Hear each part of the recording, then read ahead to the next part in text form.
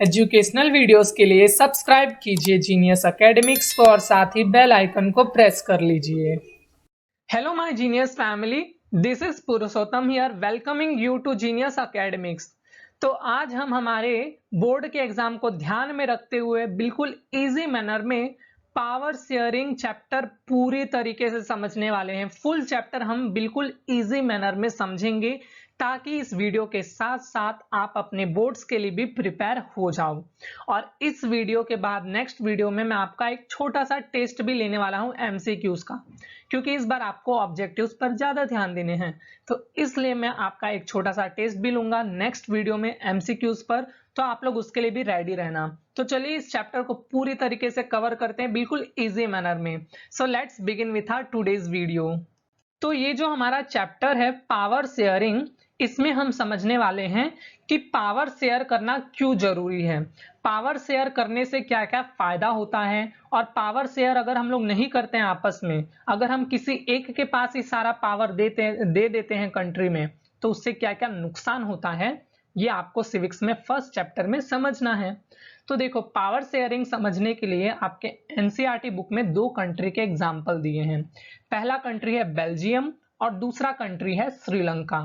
तो ये दोनों कंट्री के एग्जाम्पल से हम समझेंगे कि पावर शेयर करना क्यों जरूरी है, और अगर हम पावर को शेयर नहीं करते हैं तो इससे हमारे देश में किस तरीके से दंगे फसाद हो सकते हैं। तो ये आपको समझना है इस चैप्टर में कि पावर शेयरिंग क्यों जरूरी है। तो सबसे पहले हमारा इंपॉर्टेंट टॉपिक आता है, first topic, ethnic composition of Belgium.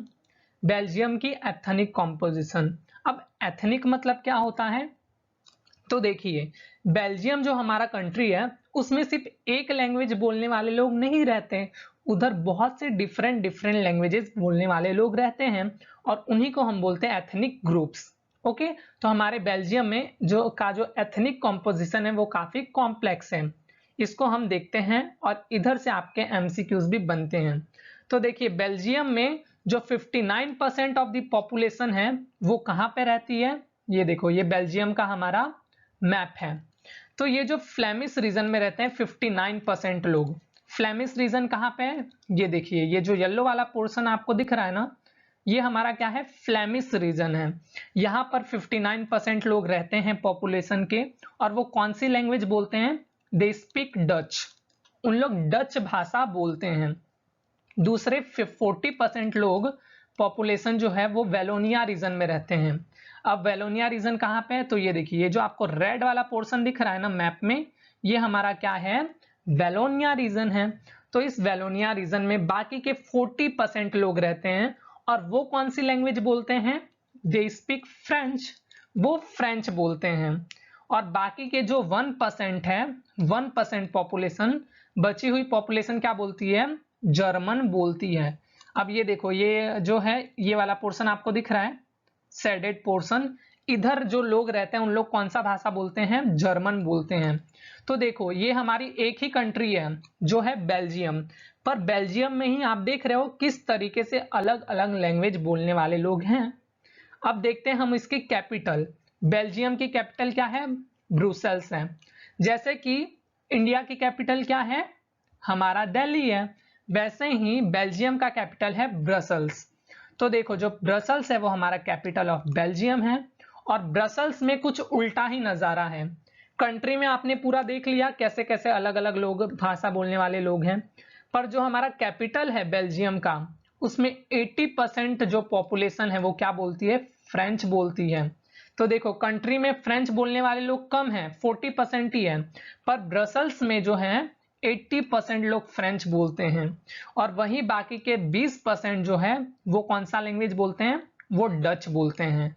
तो इधर हम क्या देख रहे हैं कि जो डच स्पीकिंग वाले लोग हैं वो कंट्री में तो मेजोरिटी में हैं, यानी कि पूरे कंट्री में आप देखोगे तो 59% लोग डच बोल रहे हैं। तो इन लोग भारी मात्रा में है, मेजोरिटी में है, एक बड़ी संख्या में है।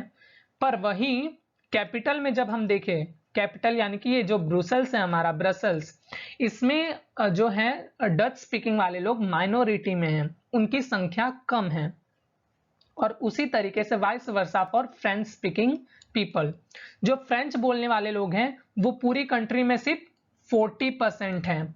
वही ब्रसल्स में फ्रेंच बोलने वाले लोग 80% हैं। इन लोग मेजोरिटी में हैं। तो इस तरीके से हमने ये एथनिक कॉम्पोजिशन देख लिया कि पूरी कंट्री में डच ज़्यादा है, फ्रेंच कम है।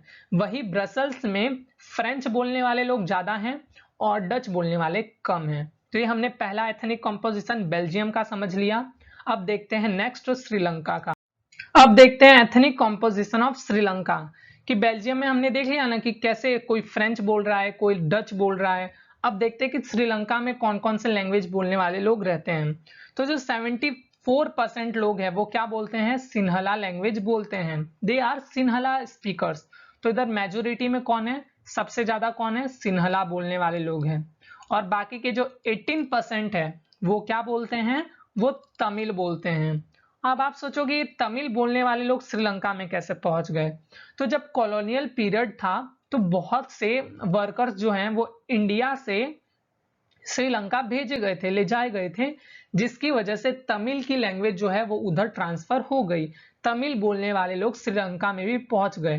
तो इसलिए जो 5% ऑफ इंडियन तमिल है उधर श्रीलंका में, 5% इंडियन तमिल हैं। और बाकी के जो 7% ऑफ पॉपुलेशन है वो क्रिश्चियन है, वो तमिल और सिन्हला दोनों ही बोलते हैं। तो इधर कौन मेजोरिटी में है, इधर सिन्हला बोलने वाले मेजोरिटी में हैं और तमिल बोलने वाले माइनॉरिटी में हैं। तो अब देखते हैं कि कौन अपना पावर शेयर करता है और कौन पावर शेयर नहीं करता है। तो अब आता है हमारा सही पावर शेयरिंग का कॉन्सेप्ट। ये हमने पूरा बैकग्राउंड समझ लिया कि किस तरीके से अलग अलग ग्रुप हैं। अब हमारा सही कॉन्सेप्ट चालू होता है कि कौन पावर शेयर करता है और कौन पावर शेयर नहीं करता है, वो अब हम समझते हैं। श्रीलंका का बैकग्राउंड हमने देखा कि श्रीलंका में सिन्हला बोलने वाले लोग भी है, तमिल बोलने वाले लोग भी है। तो श्रीलंका में दोनों ग्रुप में बराबर का पावर शेयर करना चाहिए था, पर जिस बात का डर था वही बात हो गई। उन्होंने पावर शेयर नहीं किया। सिन्हला बोलने वाले लोगों ने सोचा यार हम लोग तो ज्यादा नंबर में हैं, हमारी पॉपुलेशन ज्यादा है, तो हम लोग तमिल वालों को क्यों भाव दें, हम अपनी ही डोमिनियन चलाएंगे, हमारी जो मर्जी होगी वही हम करेंगे। तो उन लोग जो है मेजोरिटेरियन पॉलिसी लाते हैं। अब ये देखो ये क्या होता है, तो जो मेजोरिटी, ये एक बिलीफ होता है कि जो लोग ज्यादा संख्या में हैं, जो मेजोरिटी में है, उन लोग अपना रूल चलाएंगे by disregarding the interest of minority people. जो कम संख्या में है उनका उन लोग ध्यान नहीं देंगे कि उन लोग का क्या इंटरेस्ट है, उनको कोई फर्क नहीं पड़ता। उन लोग कंट्री में वही करेंगे जो उनकी मर्जी होगी, उनको कोई नहीं फर्क पड़ता कि तमिल वाले क्या चाह रहे हैं, उन लोग वही करेंगे जो उनकी मर्जी होगी। तो इधर क्या हो गया, पावर शेयर नहीं हुआ, उन लोग ने सारा पावर अपने पास ही रख लिया, तमिल वालों को कुछ भी पावर नहीं दिया। और उन लोग ने एक पॉलिसी लाई, मेजोरिटेरियन पॉलिसी, जिसके वजह से ये हो गया कि अब सिर्फ और सिर्फ सिन्हला की राज चलेगी। जो लोग मेजोरिटी में थे, जो ज्यादा संख्या में थे, अब उनकी ही डोमिनियन चलेगी पूरी श्रीलंका में। तो देखो एक लॉ पास किया गया 1956 में। अब ये जो मेजोरिटेरियन पॉलिसी की वजह से क्या हुआ कि सिन्हला को उन लोग ने ऑफिशियल लैंग्वेज बना दिया, तमिल को उन्होंने कुछ भाव ही नहीं दिया। तो तमिल वालों को सोचो कितना बुरा लगा होगा। उन लोग सोचे यार हम भी श्रीलंका में रहते हैं, हमें इन लोग कुछ भी नहीं समझ रहे, इन लोग ने सिन्हला को ऑफिशियल लैंग्वेज बना लिया और तमिल का क्या होगा, तमिल कुछ भी नहीं। तो इस तरीके से क्या हुआ, पावर जो है उन्होंने अपने पास ही रख ली और उन लोग जो है तमिल वालों के साथ नाइंसाफी करने लगे। उन लोगों ने ये जो लॉ पास किया उसकी वजह से क्या हुआ, जो सिन्हला बोलने वाले लोग थे उनको गवर्नमेंट सर्विसेज में फेवर मिलने लगा। कि मान लो दो लोग हैं, एक तमिल का है और एक सिन्हला बोलने वाला है, तो दोनों में से किसको उन लोग चूज करेंगे गवर्नमेंट सर्विसेज के लिए, सिन्हला वाले को, तमिल वाले को उन लोग पहले चूज नहीं करेंगे। तो इधर भी क्या होने लगा, पार्शियलिटी होने लगा, मेजोरिटेरियन वालों का ही ज्यादा रूल चलने लगा उधर। और वहीं जो यूनिवर्सिटी पोजीशंस थी वहां पर भी किसको फेवर किया जाने लगा, सिन्हला स्पीकर्स को, तमिल वालों को जो है डिसरिगार्ड करने लग गया उधर जो है मेजोरिटेरियन पॉलिसी की वजह से श्रीलंका के अंदर। अब देखो नेक्स्ट चीज क्या हुई इस लॉ की वजह से, promotion of Buddhism as state religion. अब ये जो सिन्हला बोलने वाले लोग थे ना, इनकी रिलीजन क्या थी, बुद्धिज्म थी। तो इन लोग बुद्धिज्म को जोरों शोरों से प्रमोट करने लगे और तमिल लोगों का क्या हुआ, कुछ भी नहीं, उन्होंने उनको डिसरिगार्ड कर दिया। अब देखो इधर हम क्या देख रहे हैं कि सिन्हला वाले अपनी ही डोमिनियन चलाए जा रहे हैं। अब इसकी वजह से क्या हुआ, जो तमिल वाले लोग थे उन लोग एलिनेशन फील करने लगे। एलिनेशन यानी कि अलग थलग फील करने लगे, उनको लगा कि यार हम लोग इस कंट्री का पार्ट ही नहीं है, कि हमारे लिए तो कुछ भी नहीं किया इन लोगों ने, सिर्फ अपने फेवर में इन लोग जो है रूल लाए जा रहे हैं, लॉ लाए जा रहे हैं। तो इसकी वजह से जो तमिल बोलने वाले लोग थे उन लोग एलिनेशन फील करने लगे, उनको लग ही नहीं रहा था कि वो श्रीलंका के लोग हैं, उनके साथ बहुत ज्यादा भेदभाव हो रहा था अपनी ही कंट्री में। अब जो है 1918 तक बहुत से पॉलिटिकल ऑर्गेनाइजेशन बनने लगे तमिल वालों का। अब तमिल वाले लोग क्या बोलने लगे कि हमें श्रीलंका नहीं चाहिए, हमें श्रीलंका में एक अलग ही कंट्री हमें बनानी है, एक अलग स्टेट बनाना है, तमिल एलम। वो डिमांड करने लगे कि हम सब तमिल मिलके एक अलग अपना स्टेट बनाएंगे, हमें तुमसे कोई फर्क नहीं पड़ता, हमें एक अपना अलग स्टेट दे दो in the eastern and northern parts of the country. उन लोग, अब जो तमिल बोलने वाले लोग थे उन लोग बोलने लगे कि तुम हमें एक अलग स्टेट दे दो, हमें तुम्हारे साथ नहीं रहना। अब देखो इसकी वजह से जो है लोगों में लड़ाई होने लगी, सिविल वॉर होने लगा। लोग सिविल वॉर यानी कि क्या होता है, कंट्री में ही आपस में लोग जो है कम्युनिटी के ग्रुप जो है वो लड़ने लगते हैं, लड़ाई फसाद होने लगते हैं अपनी ही कंट्री में, और उसको हम बोलते हैं सिविल वॉर।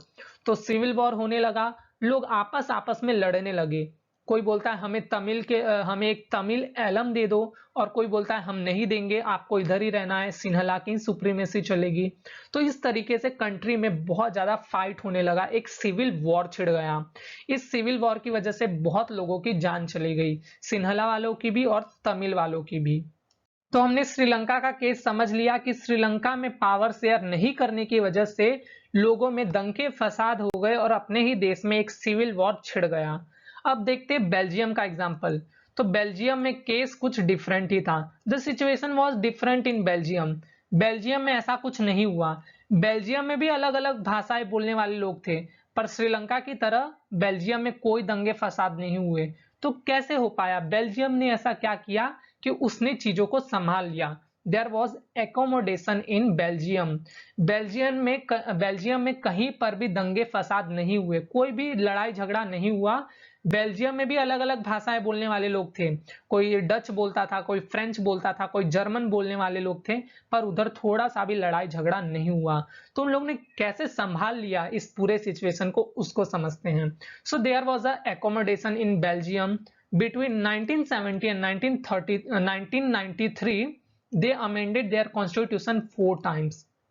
अब देखो जो बेल्जियम के लोग थे उन लोग ने इस चीज को समझ लिया कि हमें, अगर हम चाहते हैं कि कंट्री में शांति रहे, तो हमें सबको ही साथ लेकर चलना होगा। ये नहीं कि किसी एक को पावर दे दिया और दूसरे लोगों को ऐसे ही छोड़ दिया, तो ऐसा अब उन लोग नहीं करने वाले थे। तो उन लोग ने इस चीज को ध्यान में रखते हुए अपने कॉन्स्टिट्यूशन में 4 बार चेंजेस लाए, ताकि उन लोग सबको जो है पावर दे सके। तो देखो उन लोग ने क्या क्या चेंजेस लाए अपने कॉन्स्टिट्यूशन में, उसको समझते हैं। There was equal ministers in central government. देखो उन लोगों ने क्या पॉलिसी बनाई कि जो सेंट्रल गवर्नमेंट होती है उसमें इक्वल ही मिनिस्टर्स होंगे। जैसे कि मान लो 100 मिनिस्टर है सेंट्रल गवर्नमेंट में, तो उन लोग ने मान लिया था कि 50 मिनिस्टर डच वाले रहेंगे, बाकी के 50 मिनिस्टर फ्रेंच बोलने वाले होंगे। तो इस तरीके से उन लोग ने इक्वली नंबर ऑफ मिनिस्टर्स रखे। ये नहीं किया कि डच वाले लोग ज्यादा हैं तो उनकी नंबर बढ़ा दी, फ्रेंच वाले लोग कम है तो उनको कम रखा, ऐसा नहीं हुआ। दोनों को इक्वल मिनिस्टर्स सेंट्रल गवर्नमेंट में दिया गया। तो इस तरीके से देखो दोनों ही खुश, कोई भी किसी में भी जो लड़ाई होने का सवाल ही नहीं होता। Powers to state government, they are not subordinate to the central government. उन्होंने जो है स्टेट गवर्नमेंट को भी पावर दिया। ये नहीं कि स्टेट गवर्नमेंट सेंट्रल गवर्नमेंट पे डिपेंडेंट रहे कि सेंट्रल गवर्नमेंट कुछ बोलेगी तभी हम करेंगे, तो ऐसा नहीं था। स्टेट गवर्नमेंट को भी अपनी पावर मिली, सेंट्रल गवर्नमेंट को भी अपनी पावर मिली, ताकि स्टेट गवर्नमेंट भी अपना काम कर सके, सेंट्रल गवर्नमेंट भी अपना काम अच्छे तरीके से कर सके। Brussels had a separate government in which both communities has equal representation। तो ब्रसल्स में भी सेपरेट गवर्नमेंट बनाई गई। ब्रसल्स क्या थी, कैपिटल थी बेल्जियम की। तो ब्रसल्स में जो है कम्युनिटी गवर्नमेंट बनाई गई थी, जहां पर दोनों ही कम्युनिटी को इक्वल रिप्रेजेंटेशन दिया गया।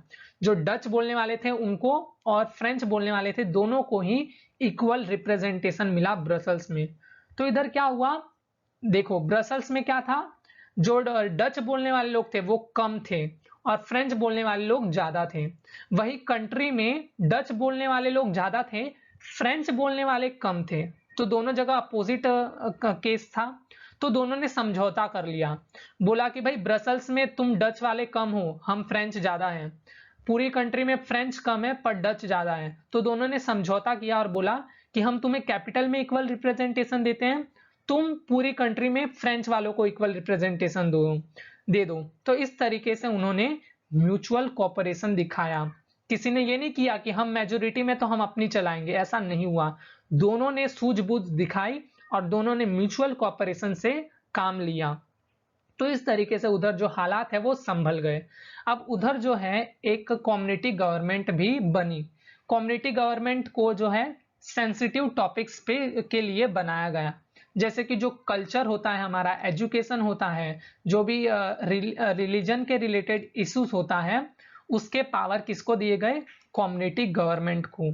कि कम्युनिटी गवर्नमेंट ही बना दी गई, फ्रेंच वालों के लिए कम्युनिटी गवर्नमेंट, डच वालों के लिए कम्युनिटी गवर्नमेंट, कि अब तुम जो कम्युनिटी गवर्नमेंट है तुम लोग संभालो अपने कल्चर को और उसका ध्यान रखो। तो इस तरीके से सबको ही रिप्रेजेंटेशन मिला। डच वालों को भी लगेगा कि यार हमारी भी कम्युनिटी गवर्नमेंट है, फ्रेंच वालों को भी लगेगा कि हमारी भी कम्युनिटी गवर्नमेंट है। तो इस तरीके से उनको ऐसा नहीं लगेगा कि हमारे साथ कोई भेदभाव हो रहा है। तो सबको ही अपनी अपनी पावर मिल गई और इस तरीके से बेल्जियम में पावर शेयर करने की वजह से हालात जो है वो सुलझ गए। उधर कोई भी सिविल वॉर नहीं हुआ। पर वही श्रीलंका में उन लोगों ने चालाकी दिखाना चाहा कि हम लोग क्यों तमिल वालों को पावर दें, पर उन लोग की ये चालाकी भारी पड़ गई। उनके देश में सिविल वॉर हो गया और जिसकी वजह से सिन्हला लोग मारे गए, तमिल के लोग भी बहुत से मारे गए। तो इस तरीके से उधर हालात बिगड़ गए और बेल्जियम में जो है उन लोगों ने हालात को संभाला। तो अब देखो, अब हम समझते हैं कि why is power sharing desirable. तो अब आप समझ रहे होंगे कि पावर शेयर करना क्यों जरूरी है। पावर शेयर नहीं किया तो श्रीलंका की तरह हाल हो जाएगा और पावर शेयर कर लिया तो जो बेल्जियम की तरह शांति होगी। तो इसलिए पावर शेयरिंग जो है वो हमारा डिजायरेबल होता है। तो इसका सबसे पहले हम मोरल रीजन देखते हैं कि मोरल रीजन क्या है पावर शेयरिंग का। Power sharing is very spirit of democracy. हमारी जो डेमोक्रेसी भी जो की वेरी स्पिरिट है पावर शेयरिंग। डेमोक्रेसी में भी हम देखते हैं ना, पावर शेयर किया जाता है। डेमोक्रेसी में जैसे कि हमारे प्राइम मिनिस्टर होते हैं, चीफ मिनिस्टर होते हैं, तो सबको पावर शेयर किया जाता है। ऐसा नहीं है कि सारी पावर प्राइम मिनिस्टर के पास ही है, प्रेसिडेंट के पास ही है, ऐसा नहीं है। सबको पावर दिया गया है। यहाँ तक कि जो हमारे लोकल गवर्नमेंट होते हैं उनके पास भी पावर होते हैं, अपने अपने पावर। तो ये हमारी डेमोक्रेसी भी हमें यही बोलती है कि आपको पावर शेयर करना चाहिए। तो ये हमारा वेरी स्पिरिट है डेमोक्रेसी का। दूसरा क्या है, it make the legitimate government is one more where citizens acquire a stake in system through participation. अब देखो ये जो पावर शेयरिंग करने से क्या होता है, हमारी गवर्नमेंट और ज्यादा लेजिटिमेट बन जाती है और जो सिटीजन होते हैं वो भी एक्टिवली पार्टिसिपेट करते हैं पावर शेयरिंग में। ओके, उनका एक जो है स्टेक होता है सिस्टम में। अब देखते हैं इसका प्रूडेंशियल रीजन। तो देखो, it reduces the possibilities of conflict. Power share करने से लड़ाई नहीं होते, कॉन्फ्लिक्ट होने से बच जाते हैं। जैसे कि पावर शेयर कर रहे हो तो सब में ही रहेगा ना कि हाँ हमें भी पावर मिली है और तुम्हें भी पावर मिली है, तो आपस में लड़ाई नहीं होगा कि तुम्हें ही सारे पावर मिल गए, हमें तो कुछ मिला ही नहीं। तो ये जो है पावर शेयरिंग करने से कॉन्फ्लिक्ट को हम रोक सकते हैं। तो ये हमें देश में जो है कॉन्फ्लिक्ट नहीं हो पाता पावर शेयरिंग करने से। तो इससे जो है उसकी पॉसिबिलिटी, प्रोबेबिलिटी घट जाती है लड़ाई झगड़ों की। And it is good way to ensure political stability. और जब हम पावर शेयर करते हैं तो पॉलिटिकल स्टेबिलिटी भी रहती है कंट्री में। जैसे कि श्रीलंका का हाल हमने देख ही लिया कि उधर किस तरीके से पूरी पॉलिटिकल इंस्टेबिलिटी आ गई। और वही जो है अगर हम पावर शेयर करते हैं तो सभी अपना काम अच्छे तरीके से करते हैं। अपना प्राइम मिनिस्टर भी अपना काम करेंगे, चीफ मिनिस्टर भी अपना काम करेंगे, लोकल गवर्नमेंट भी अपना काम करेगी, पूरी पॉलिटिकल स्टेबिलिटी बनी हुई रहेगी। अब देखो, एक बहुत ही इंपॉर्टेंट लाइन है कि domination of majority is not just oppressive for the minority, it often bring ruin to the majority as well. अब देखो, जब मेजोरिटी अगर चाहेंगे ना कि हम लोग ज्यादा हैं तो हम लोग अपनी ही डोमिनेशन चलाएंगे, हम जो चाहेंगे वही होगा। तो इससे सिर्फ मेजोरिटी वालों को नुकसान नहीं होता, उनको खुद को भी नुकसान होता है। एग्जाम्पल श्रीलंका। श्रीलंका में यही चीज हुई, मेजोरिटी वालों ने चालाकी दिखाई, उन लोगों ने सोचा कि हम ज्यादा हैं, हम अपनी चलाते हैं। तो इसकी वजह से क्या हुआ, उधर सिविल वॉर हुआ और मेजोरिटी वाले लोग भी, उनकी भी डेथ हुई। ऐसा तो नहीं हुआ ना कि सिर्फ तमिल वाले लोग ही वॉर में मरे, मेजोरिटी वाले लोग को भी इससे नुकसान हुआ। तो इससे सिर्फ माइनॉरिटी वालों को नुकसान नहीं होता है पावर शेयरिंग नहीं करने से, जो मेजोरिटी में है उनको भी नुकसान का सामना करना पड़ता है। इसलिए सजेस्ट किया जाता है कि आप जो है पावर शेयरिंग को प्रीफर कीजिए। ये हमने अच्छे से समझा एग्जाम्पल के थ्रू, केस स्टडी के थ्रू। अब देखते हैं फॉर्म्स ऑफ पावर शेयरिंग। तो अब देखते हैं कि किस तरीके से पावर शेयर की जाती है। तो देखो, पावर शेयरिंग में क्या होता है, हम सिंगल पर्सन से पावर लेकर मल्टीपल सिटीजन्स को दे देते हैं, और यही तो हमारी डेमोक्रेसी है। डेमोक्रेसी हमें क्या बोलते हैं कि सब में पावर जो है वो डिवाइड होना चाहिए, शेयर होना चाहिए। तो ये जो डेमोक्रेसी का वेरी स्पिरिट है, ये भी हमने पॉइंट देखा था। तो डेमोक्रेसी में क्या होता है, सिंगल पर्सन से लेके मल्टीपल पर्सन तक वो पावर को शेयर किया जाता है।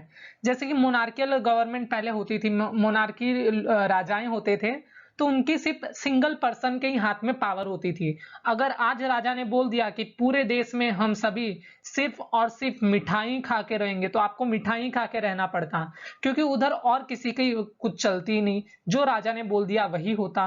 राजा ने बोला सबको सफेद कपड़े पहने तो सबको सफेद ही पहनने पड़ते। पर डेमोक्रेसी में ऐसा नहीं होता, डेमोक्रेसी में पावर को शेयर किया जाता है, कोई एक डिसीजन नहीं लेता, डिसीजन लेने में सभी लोग इन्वॉल्व होते हैं। तो इस तरीके से मल्टीपल सिटीजन्स में पावर को शेयर किया जाता है। अब देखते हैं कुछ common arrangements of power sharing कि किस तरीके से पावर को शेयर किया जाता है। अब among different organs of government, कि गवर्नमेंट की जो डिफरेंट ऑर्गन्स होती है, ऑर्गन्स यानी कि हाथ पैर ये सब नहीं, ऑर्गन्स ऑफ गवर्नमेंट क्या क्या है, लेजिस्लेचर, एग्जीक्यूटिव, जुडिशियरी, ये सब क्या है, ऑर्गन्स ऑफ गवर्नमेंट है। तो इनमें भी पावर शेयर की जाती है।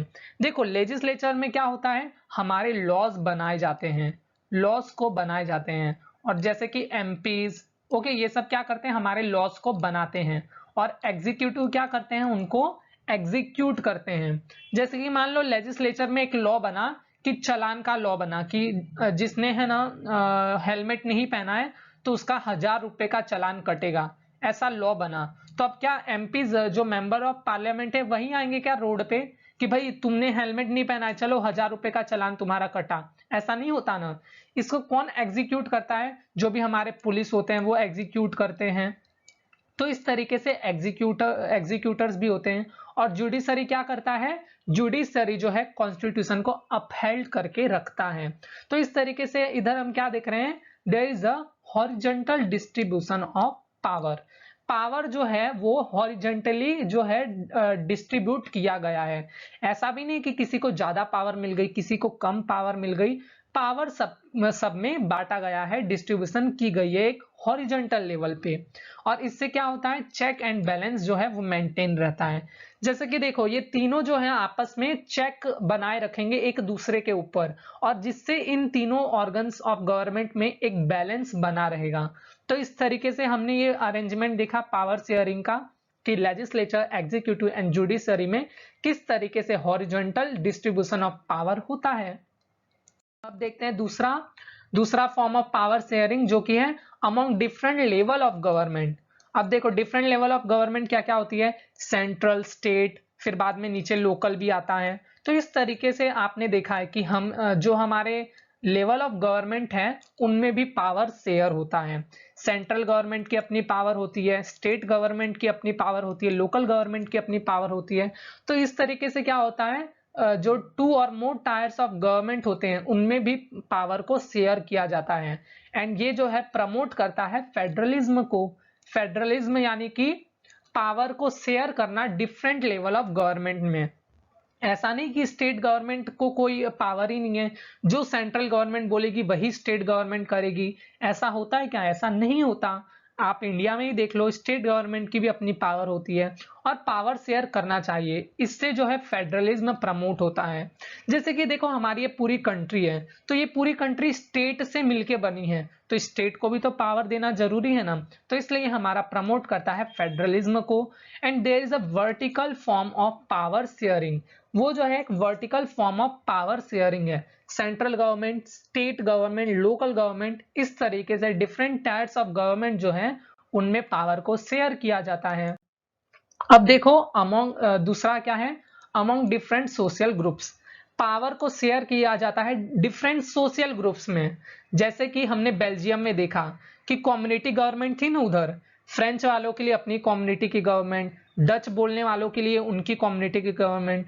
तो इस तरीके से क्या हुआ, सोशल ग्रुप में हमने पावर को डिवाइड किया, पावर को शेयर किया। तो ये हमारा हो गया अमोंग डिफरेंट सोशल ग्रुप्स। वैसे ही to empower of the socially weaker section, जब हम पावर को शेयर करते हैं डिफरेंट ग्रुप्स में, तो इससे क्या होता है, जो वीकर सेक्शन है उनको भी एम्पावरमेंट मिलती है। जैसे कि मान लो ये देखो, ये भी उससे ही रिलेटेड है, सिस्टम ऑफ रिजर्व कॉन्स्टिट्यूएंसीज। अब इससे पावर शेयर करने से जो हमारे वीकर सेक्शन होते हैं ना, उनको भी एम्पावरमेंट मिलता है। जैसे कि अगर मैं बोलूं ओबीसीज या फिर जो SC ST होते हैं, SC ST होते हैं, उनमें भी जो है उनको पावर शेयर किया जाता है। क्यों? ताकि उन लोग भी ऊपर उठ सके। जैसे कि वो जो है बहुत ही वीकर सेक्शन है सोसाइटी के, तो अगर हम उनके साथ पावर को शेयर करते हैं, उनको अगर हम रिजर्वेशन देते हैं, तो उनको मौका मिलता है कि वो अपने वीकर सेक्शन को और ज्यादा स्ट्रॉन्ग कर सके। तो इसलिए हमारा स्पिरिट होता है डेमोक्रेसी का, इसमें हम डिफरेंट सोशल ग्रुप्स में भी पावर को शेयर करते हैं। ये समझ गए? तो अब देखो नेक्स्ट है power sharing among political parties, pressure group and movements. अब पावर को शेयर किया जाता है पॉलिटिकल पार्टीज में भी, प्रेशर ग्रुप्स में भी और मूवमेंट्स में भी। जैसे कि देखो हम पॉलिटिकल पार्टीज की देखें तो इलेक्शन होते हैं, इलेक्शन में एक ही पार्टी जीतती है। तो ऐसा क्या होता है, जो पार्टी हार जाती है क्या उनका कोई रोल नहीं रहता? उनका भी रोल रहता है, ऑपोजिशन का रोल। गवर्नमेंट कुछ भी काम करती है तो उनको क्रिटिसाइज करने का रोल कौन प्ले करता है? ऑपोजिशन। इससे ऐसा ना लगे कि एक ही पार्टी को पूरी पावर मिल गई है, तो ऐसा भी नहीं होता है। जो ऑपोजिशन है उसके पास भी पावर होती है। तो इस तरीके से पॉलिटिकल पार्टीज में भी पावर को शेयर किया जाता है। इसका एग्जाम्पल है हमारा कोलिशन गवर्नमेंट। ये हमारा एक एग्जाम्पल है कोलिशन गवर्नमेंट। कोलिशन गवर्नमेंट में क्या होता है, अगर मान लो पॉलिटिकल पार्टीज को चाहिए कम से कम, मान लो टोटल सीट्स कितने हैं, 500 सीट्स हैं। 500 सीट्स में से गवर्नमेंट बनाने के लिए कम से कम 270 सीट्स चाहिए। मान लो, हाँ एग्जांपल, 270 सीट्स चाहिए। पर पार्टीज के पास कितनी सीट है? 200 सीट ही है। और एक दूसरी पार्टी है जिसके पास 100 सीट है। तो देखो ना, इसके पास इतनी 500 में से 270 सीट्स ना इसके पास है, ना ही इसके पास है। तो दोनों क्या करेंगे, दोनों आपस में गठबंधन कर लेंगे, कोलिशन कर लेंगे। यानी कि दोनों अपने शेयर करेंगे सीट्स को और दोनों मिला के कितने हो जाएंगे? 300। तो देखो दोनों ने ये आंकड़ा पार कर लिया, तो ये जो है अपना एक गवर्नमेंट बनाएंगे सेंटर में। तो इस तरीके से कोलिशन गवर्नमेंट बनती है और दोनों आपस में जो है समझौता कर लेंगे कि चीफ मिनिस्टर तुम्हारी पार्टी का होगा, होम मिनिस्टर हमारे पार्टी का होगा। इस तरीके से उन लोग जो है पावर को शेयर करके कोलिशन गवर्नमेंट बनाते हैं। और जो है इंटरेस्ट ग्रुप में भी हम पावर को शेयर करते हैं। इंटरेस्ट ग्रुप यानी कि जैसे कि जो हमारे ट्रेडर्स होते हैं, बिजनेसमैन होते हैं, इंडस्ट्रियलिस्ट होते हैं, फार्मर्स होते हैं, उनके साथ भी पावर को शेयर किया जाता है। उनको भी अपॉर्चुनिटी दी जाती है खुद को प्रेजेंट करने की। जैसे कि देखो इनके साथ पावर शेयर करना जरूरी भी है। अगर हम बिजनेसमैन की ही बात करें तो बिजनेसमैन क्या कर रहे हैं, वो हमारे देश के इकोनॉमी को बढ़ा रहे हैं। उन लोग जो है देश की इकोनॉमी में कंट्रीब्यूट कर रहे हैं, तो उनको भी पावर शेयर करना जरूरी है। ताकि उन लोग भी गवर्नमेंट पे प्रेशर बना सके कि गवर्नमेंट मान लो कुछ उनके बेनिफिशियल के लिए काम नहीं कर रही है, तो उन लोग जो है उनके पास इतना पावर होता है कि उन लोग गवर्नमेंट पे प्रेशर बना सके कि आप ये गलत कर रहे हो। तो इस तरीके से पावर को शेयर किया जाता है डिफरेंट प्रेशर ग्रुप्स में भी। तो ये हमने फॉर्म्स ऑफ पावर शेयरिंग समझ लिया। तो इसी के साथ हमारा ये चैप्टर हो गया है ओवर। तो अच्छे से खेलो कूदो नाचो और साथ में बोर्ड्स की भी प्रिपरेशन चालू रखो। तो और एक इम्पॉर्टेंट मैसेज है जो आप लोगों को देना है मुझे कि नेक्स्ट वीडियो में मैं आपका जो है एमसीक्यू का टेस्ट लेने वाला हूं। तो ये जो चैप्टर मैंने आपको समझाया इसको अच्छे से आप लोग रिवाइज कर लेना, और जो कल मोस्ट प्रोबेबली मैं आपका टेस्ट लूंगा एमसीक्यूज का, क्योंकि जो आपका पहला बोर्ड एग्जाम है उसमें सिर्फ ऑब्जेक्टिव्स आने वाले हैं। तो ऑब्जेक्टिव की तो प्रिपरेशन अच्छे से रखनी है ना, ताकि हम तगड़ा परफॉर्म कर सके हमारे बोर्ड्स के एग्जाम में। तो इसलिए हम नेक्स्ट वीडियो में करने वाले हैं एमसीक्यूज की प्रैक्टिस, ढेर सारे एमसीक्यूज, जिससे आप बिल्कुल प्रैक्टिस हो जाए आपकी बोर्ड्स के लिए। तो मिलते हैं हमारे नेक्स्ट वीडियो में। अच्छे से रिवीजन कर लेना, अच्छे से पॉइंट्स को ध्यान में रखना, एक एक पॉइंट से भी क्वेश्चन बन सकता है। तो मिलते हैं हमारे नेक्स्ट वीडियो में। Take care and bye bye. और अगर आप चाहते हो कि वो वीडियो आप आते ही आपके फोन पे नोटिफिकेशन आ जाए तो चैनल को सब्सक्राइब कर लेना, साथ में बेल आइकन को प्रेस कर लेना ताकि वीडियो आते ही आपके फोन पे भी नोटिफिकेशन आ जाए। सो बाय बाय।